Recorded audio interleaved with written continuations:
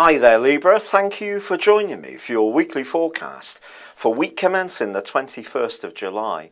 Think back over the last couple of years. Has there been a real sense of uncertainty about your relationships? Does it feel that things are always changing, and just when it feels that they're more settled, things change again? And because Uranus, the planet which is behind this, has been clashing with Pluto, the planet which is very much to do with influencing your deepest emotions and your home life, this has been profoundly difficult at times. Well, at the start of this week, Uranus goes into a retrograde.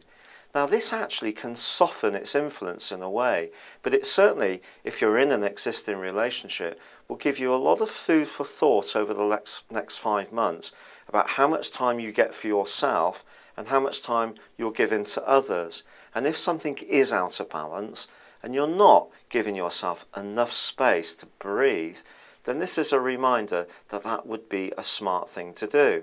On the other hand, if you're so detached and focused on your own issues that you're not connecting with others, it may be them saying, look, you're a bit too remote, come back to us. However, on Tuesday, there is a massive change because the Sun is going to move out of your sector of ambitions and into your sector of ideals. Now, this can also prime up your friendship and relationships with the world in general and just lead to a much sweeter vibe.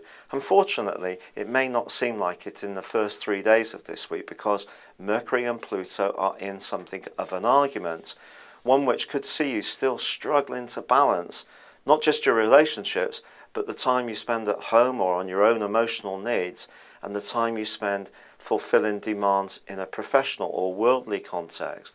But that comes to an end midweek, and the Sun is going to be side by side with Jupiter. Jupiter, the planet of growth, of optimism and hope. And with the Sun giving it extra joie de vivre, you're going to be emanating a very, very positive air. And this can bring your way quite a lot of invitations. You may find yourself connecting to a new circle of friends, a new cause, something which really inspires you, a new interest, and you can suddenly start to feel an awful lot more optimistic about your future. Now, at the very end of this week on Saturday, there's a stunning new moon which suggests all this good stuff can pour into the next 3 or 4 weeks as well, especially with Jupiter influencing the new moon as well. There may be a sense that things can go in a new, dynamic and much more positive direction. But on Friday, Mars moves. It moves out of your sign, where it's been a benefit to you since last December, the last 8 months, but there have been times when it's not been easy, particularly recently when it clashed with Uranus, which was a very unsettling influence towards the end of June. But Mars moves into your sector of finances, and of course Saturn, the planet of structure, has been in this area the last couple of years, or near to 2 years, and it's probably been a time of real global belt tightening for most Librans, or certainly giving you a greater sense of your values or what things are really worth. Now that Mars moves into this area, you can start to feel much more up for the challenge of improving your financial lot. And in fact, something that's been stuck can start to move forwards, which could give you huge pleasure.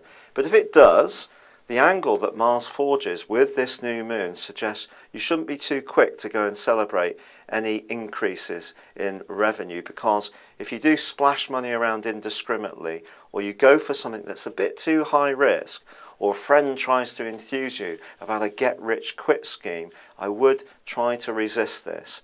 It is all about individuality, Mars, after all. So do the things that are right for you. Be positive.